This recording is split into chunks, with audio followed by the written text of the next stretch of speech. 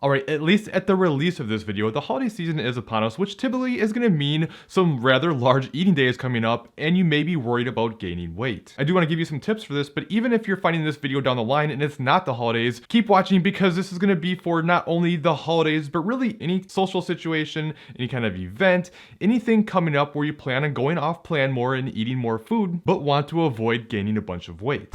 Okay, so I'm gonna give you some of these tips that I think can help, but I think the most important thing we talk about first is there's literally nothing you can do in one day that will screw everything up, make you gain a whole bunch of fat. It just can't be done in a single day or weekend or even a week. It's from falling into the all or nothing mentality and letting things slide for too long after. I think this is why people tend to gain so much weight during the holidays. It's not because they have a lot to eat for Thanksgiving and for Christmas and for New Year's. It's because these days are coming up, they figure what's the point and then end up overeating for those entire couple of months and slap on a bunch of weight. And on top of that, typically the longer you're out of something, the harder it is to get started again. It's kind of like objects at rest stay at rest. So it's important no matter what happens that you just get back on track. You don't beat yourself up. You don't feel guilty. No making up for it with extreme restriction or punishing exercise or anything like that. It's just back on track. The other thing to consider is there's no such thing as right or wrong answers here. You can do this however the heck you want, and that's okay. You just have to accept what that means. It's a good idea to go in with the plan because at least if you have a plan in place, you can be okay with what that means. But if you go in with no plan whatsoever, not sure how you're gonna handle things, it's almost like no matter what you do, you feel like you did something wrong. If you actually just go out and enjoy it and not worry about things and don't pay attention, you feel like, I should have stuck to my plan better. If you do stick to your plan well, then you feel like, I should have been more flexible, and you just can't win. So know what you want to do going in, and then again, be okay with that. If you want to go in and just eat whatever you want with no regard and you don't care, that's fine, but then you can't be upset when you see the scale going up on you. You made that choice, be okay with it. On the flip side, you can say, you know what, I like the way things are going. I want to stick to my plan. I don't care about missing out on a day. I just want to keep my progress going.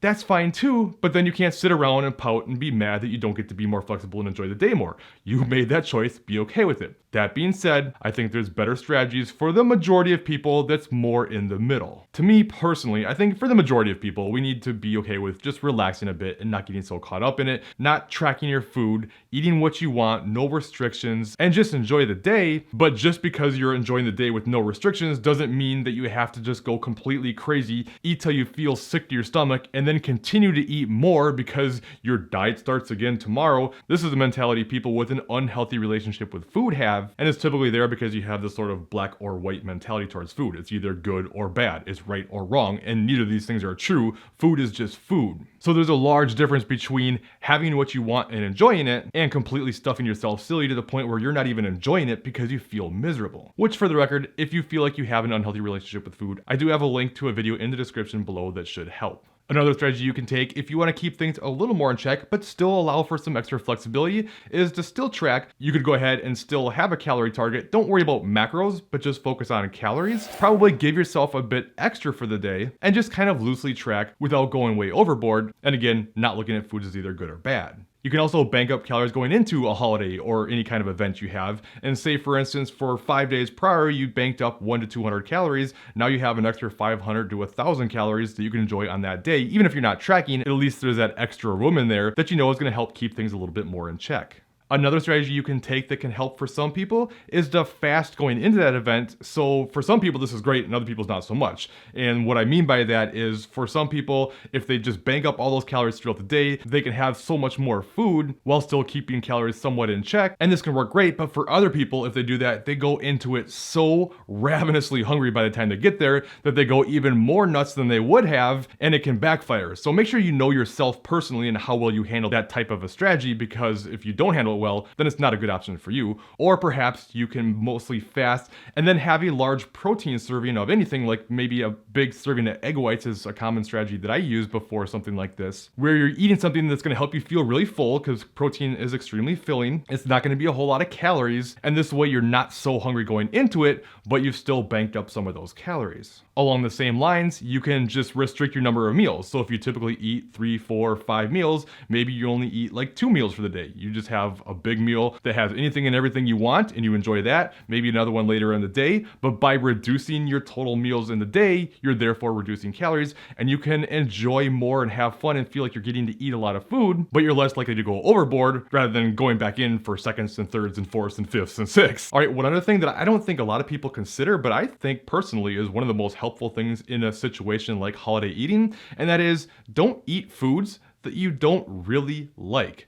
Just because the food's there doesn't mean you have to eat it. And why waste space in your stomach anyways on foods that you don't really even care for when there's all this good food around? So focus on the things that you want to eat those until you feel full, and then stop eating, and understand the difference between being full and still wanting to eat. They aren't necessarily the same thing. And when you are eating, don't eat so fast that you can't even really taste or enjoy the food. Make sure you're slowing down, enjoying it, appreciating it, and not shoveling it in, trying to get in as much as you can. And this will allow you to, probably control calories better, but more importantly than anything, just enjoy the food. There's really no sense in having a day like this and eating all this food and then not even enjoying it and feeling bad about it.